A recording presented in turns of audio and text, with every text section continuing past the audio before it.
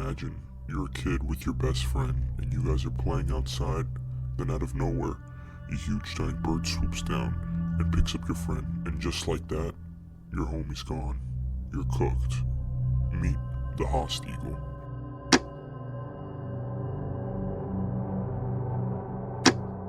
When scientists first came across the fossils of what would later be identified as the Haasts eagle, their initial impression was that they had uncovered the remains of a giant scavenger, likely a large vulture. This assumption made sense at the time, given the bird's enormous size and the common understanding that only scavengers tend to reach such massive proportions.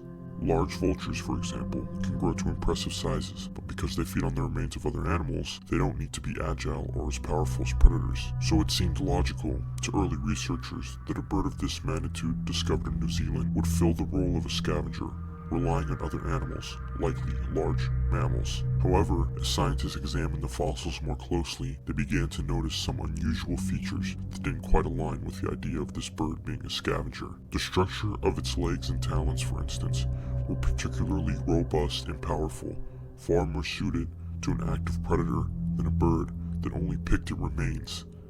In most scavengers, you typically find longer wings for soaring and relatively weaker legs, since they don't need the physical strength to bring down prey. But in the case of the Haasts eagle, its legs were incredibly muscular and its talons were sharp and strong, built to grip and crush large animals. These features were not what one would expect in a vulture, but were instead hallmarks of a bird designed to hunt, overpower, and kill their prey. This discovery shifted the thinking. Rather than being a scavenger that waited for its meals, this bird was a dominant predator, uniquely adapted to hunting. Once thought to suggest a scavenger's lifestyle, turned out to be an adaptation to subdue enormous prey. As this understanding developed, it became clear the Haasts eagle was unlike any living bird of prey, and it held the title of the largest known eagle species.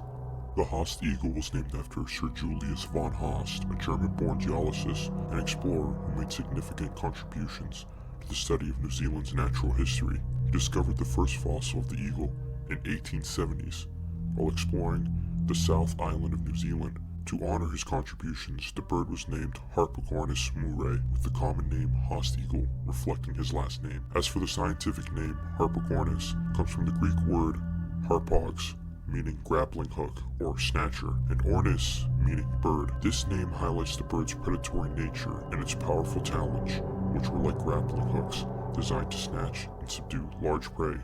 The Haasts eagle belonged to a fascinating family of birds known as Accipitridæ. It is home to some of the most well-known and powerful birds of prey in the world. This is the same group that includes eagles, hawks, kites, hares, and even some vultures.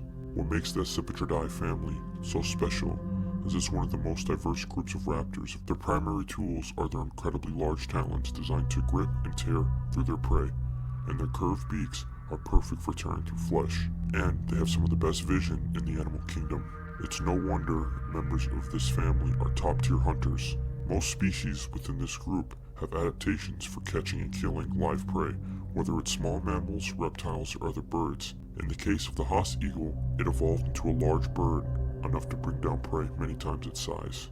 Now, even though the Haasts eagle was the largest eagle to ever exist, weighing up to 15 kilograms, or 33 pounds, it's having a wingspan around 3 meters or 10 feet. Its ancestors weren't as nearly as big. In fact, the eagle's closest relatives, genetically speaking, were much smaller eagles. One of the key examples scientists point to is the little eagle, Hyraetus, which still exists today and is found in parts of Australia. The little eagle, as the name suggests, is a smaller species, typically weighing only around 1 kilogram or about 2 pounds.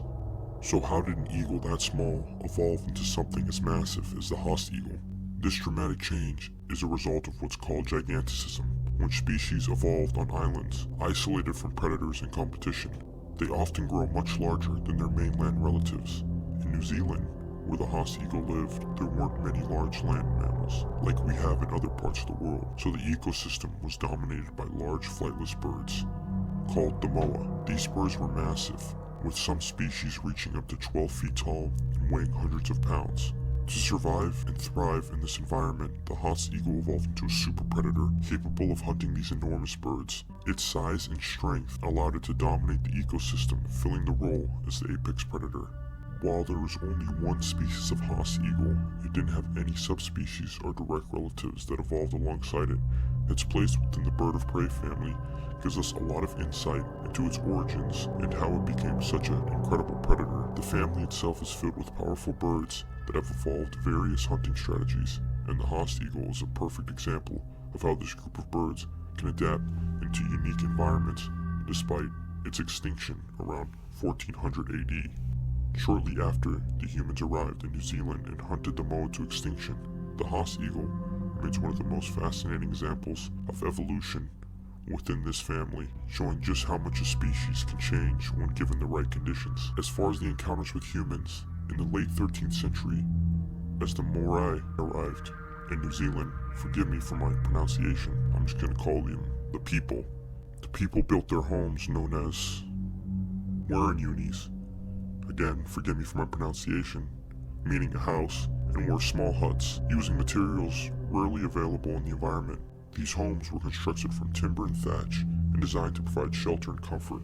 These homes were often carved and decorated, served as communal spaces for gatherings and ceremonies, reflecting these people's rich cultural heritage. Smaller versions of these huts were used as sleeping quarters and cooking areas, while larger ones were central to social and tribal life. The life of these people were centered around their community and the natural resources available to them. They lived in small, closely knit tribes, which were further divided into sub-tribes and extended families. Social structure was based on kinship and communal living, with each family contributing to the well-being of the group. These people hunted the same prey as the Haast eagle, which made them in direct competition with each other. We will never know what truly happened between Haast eagles and humans, but by using this logic, I think there are some horror stories of loved ones or family members getting taken away and eaten by this giant bird.